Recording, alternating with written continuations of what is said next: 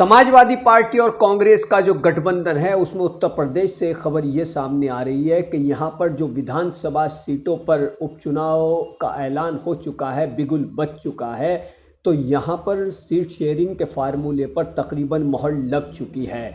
लेकिन इसको लेकर के अभी कांग्रेस के अंदर कुछ अजीबोगरीब कशमकश का माहौल है, क्योंकि समाजवादी पार्टी 8 सीटों पर चुनावी मैदान में उतरेगी और 2 सीटें कांग्रेस के हिस्से में बताई जा रही हैं। 10 सीटों पर उत्तर प्रदेश में विधानसभा उपचुनाव होना है, तारीखों का ऐलान हो चुका है। 9 सीटों पर उपचुनाव का ऐलान हुआ है, 1 सीट पर उपचुनाव की तारीख का अभी ऐलान नहीं किया गया है।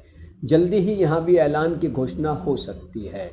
तो अब जो खबर सामने आई उसके मुताबिक सपा और कांग्रेस के बीच जो सीट शेयरिंग का फार्मूला है उस पर मोहर तकरीबन लग चुकी है और 8 सीटों पर समाजवादी पार्टी चुनावी मैदान में उतरेगी, 2 सीटों पर कांग्रेस अपने प्रत्याशी उतारेगी।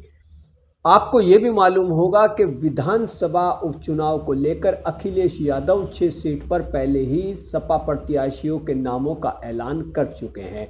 और ये ऐलान कब हुआ? ये ऐलान उस वक्त हुआ था कि जैसे ही हरियाणा में विधानसभा चुनाव के नतीजे सामने आए, वहाँ पर कांग्रेस सत्ता पाने से दूर रह गई, तो अखिलेश यादव ने चुनाव नतीजों के परिणाम सामने आते ही अगले दिन ही उत्तर प्रदेश की जो 10 विधानसभा उपचुनाव की सीटें हैं जहां पर उपचुनाव होने जा रहा है, ऐलान भी हो चुका है, उसमें से 6 सीटों पर अपने प्रत्याशी घोषित कर दिए थे।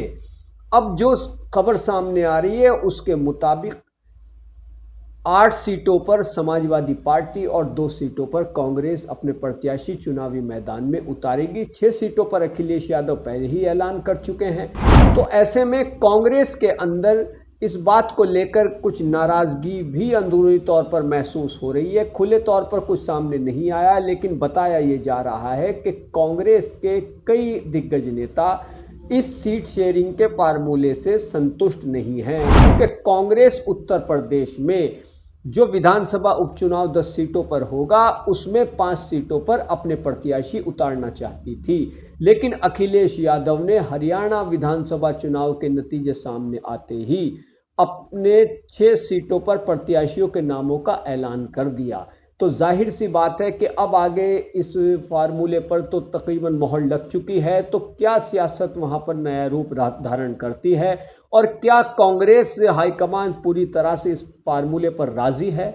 वैसे खबर तो यही सामने आ रही है कि फार्मूले पर जब मोहर लग चुकी है और तकरीबन सब कुछ तय हो चुका है, तो अब इसमें किसी तरीके का विरोध नहीं होना चाहिए। और वैसे भी कांग्रेस और समाजवादी पार्टी के जो रिश्ते हैं वो काफ़ी मजबूत माने जा रहे हैं। हाल ही में अखिलेश यादव ने 6 सीटों पर प्रत्याशियों के नामों का ऐलान करने के बाद भी ये कहा था कि कांग्रेस से हमारा गठबंधन पूरी तरह से मजबूत है।